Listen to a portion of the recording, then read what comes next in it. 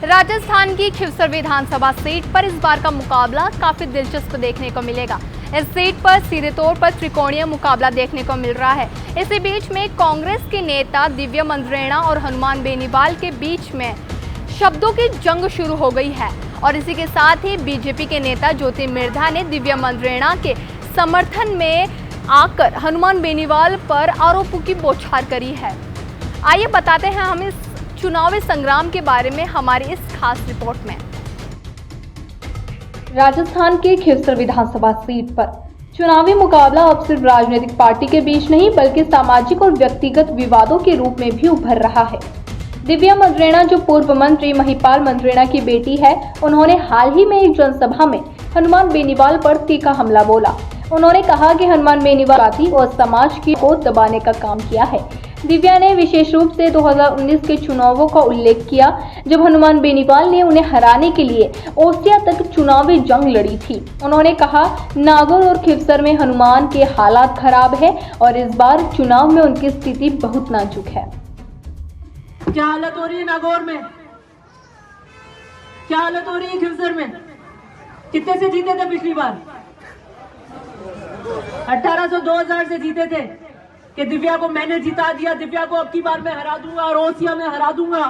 क्यों भाई, मैं समाज की बेटी नहीं हूं?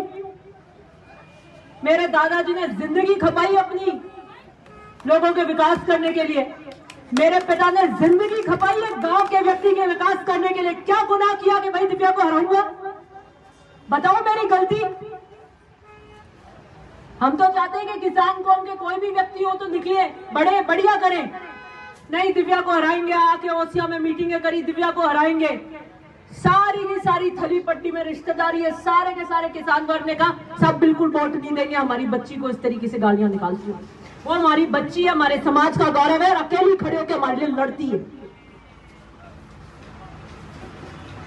क्या हालत हुई?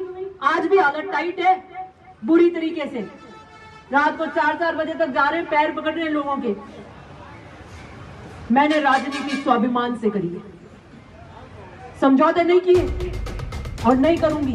इसी बीच बीजेपी नेता ज्योति मिर्धा ने दिव्या मंद्रेणा के बयान का समर्थन करते हुए हनुमान बेनीवाल पर कई गंभीर आरोप लगाए।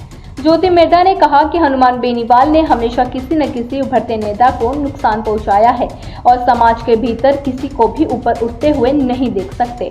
उन्होंने कहा, यह कोई पहली बार नहीं है जब हनुमान बेनीवाल ने समाज के एक उभरते नेता को दबाया है। दिव्या मंद्रेणा के लिए इस तरीके की बात कर रहे हैं। दिव्या मंद्रेणा छोड़ो, वो खुद की बीवी के लिए ऐसी बात करते हैं। अभी मैंने एक भाषण सुना उनका, जिसमें कह रहे इन जिताए दो जना कहीं बन जाए, मुख्यमंत्री थोड़ी बनी, एक कोना में बैठी रही। बोले कि नहीं बोले? अगर मैं मेरी तरफ से बोलूं तो मैं गुनहगार हूं, पर क्या उन्होंने ऐसा भाषण दिया? जब आप अपने ही घर से, जिसको आपने टिकट दिया है, जिसको आप जिम्मेदारी सौंपना चाहते हो खिवसर की जनता की, अगर आप उसके लिए अगर इस तरीके के शब्दों का इस्तेमाल करते हो तो आप मुझे बताओ, महिलाओं का क्या तो सम्मान करते हो, आप घर में ही सम्मान नहीं करते, बाहर वालों का तो क्या करोगे? और भारी पड़ेगा, मैं बता रही हूं आपको।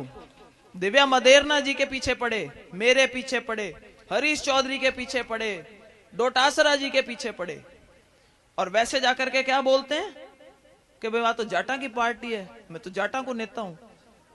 तो अगर आपने ये सोचा कि बाकी सबकी काट करके आप आगे बढ़ जाओगे और आप इकलौते जाट नेता रह जाओगे, तो समाज भी अब समझने लग गया, जागरूक हो गया है। हर किसी को काटने का प्रयास किया, किसी के सामने खड़ा कर दूंगा, किसी के सामने नहीं खड़ा करूंगा, उसके पैसे ले लिए। पहले एक हेलीकॉप्टर में फिर उनको घणो ही शौक हो, अब कल हेलीकॉप्टर को नहीं आयो।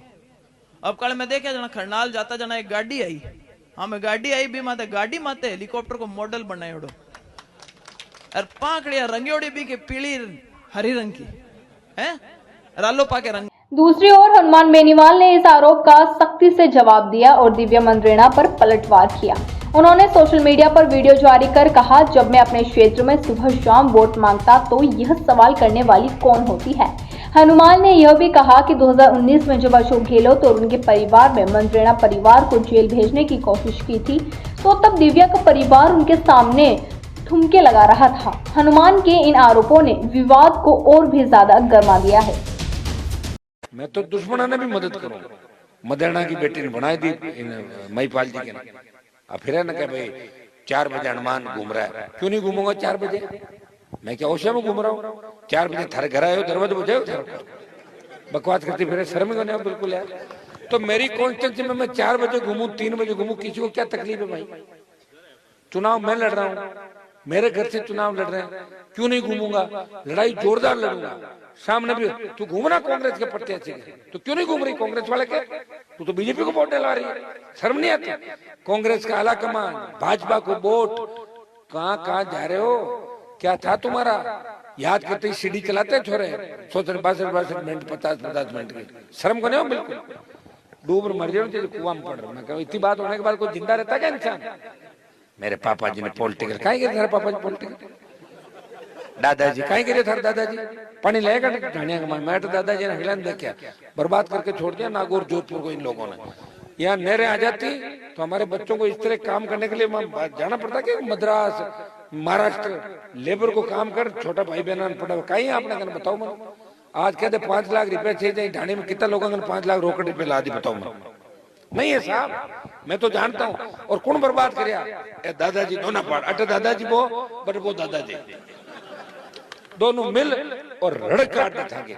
राजस्थान की खिवसर सीट पर त्रिकोणीय मुकाबला देखने को मिला है और उम्मीदवारों की अगर बात करें तो हनुमान बेनीवाल ने इस बार अपनी पत्नी कनिका बेनीवाल को इस सीट से उम्मीदवार के रूप में उतारा है। वहीं बात करें कांग्रेस ने तो उन्होंने रतन चौधरी को उम्मीदवार के रूप में उतारा है और बीजेपी की बात करें तो उन्होंने हनुमान बेनीवाल के ही पुराने साथी रेवंत राम डांगा को उम्मीदवार के रूप में खड़ा करा है, जिसी के साथ ही इस सीट पर देखिए त्रिकोणीय मुकाबला देखने को मिल रहा है और खेल और भी ज़्यादा दिलचस्प हो गया है। देखिए हनुमान बेनीवाल अपनी पत्नी कनिका बेनीवाल के साथ लगातार ही चुनाव प्रचार में लगे हुए हैं। खिवसर की गलियों में जा के आसपास के गांवों में जा के लोगों से सीधे तौर पर अपील कर रहे हैं कि वह इस सीट पर उनको जीत हासिल करवाए और उन्होंने सीधे तौर पर जनता से यह कहा है कि मुझे राजनीति में आए हुए 20 वर्ष हो चुके हैं और मेरे 20 वर्ष की प्रतिष्ठा दांव पर लगी हुई है, क्योंकि उनके पास यही एक सीट है जहां से वह हमेशा से ही जीतते हैं। और खिवसर सीट की अगर बात करें तो यहाँ पर राष्ट्रीय लोकतांत्रिक पार्टी का अच्छा खासा वर्चस्व है,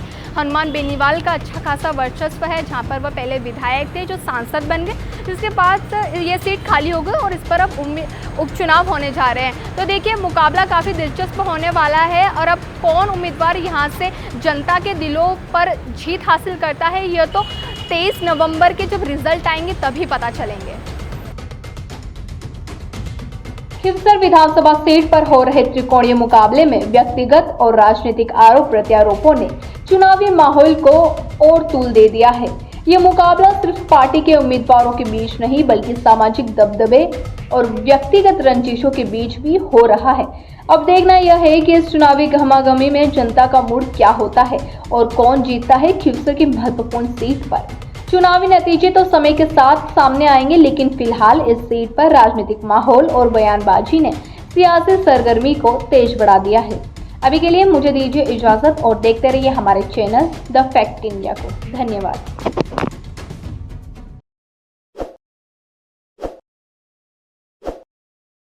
ताज़ा खबरों के लिए विजिट करें द फैक्ट इंडिया की वेबसाइट और डाउनलोड करें द फैक्ट इंडिया ऐप।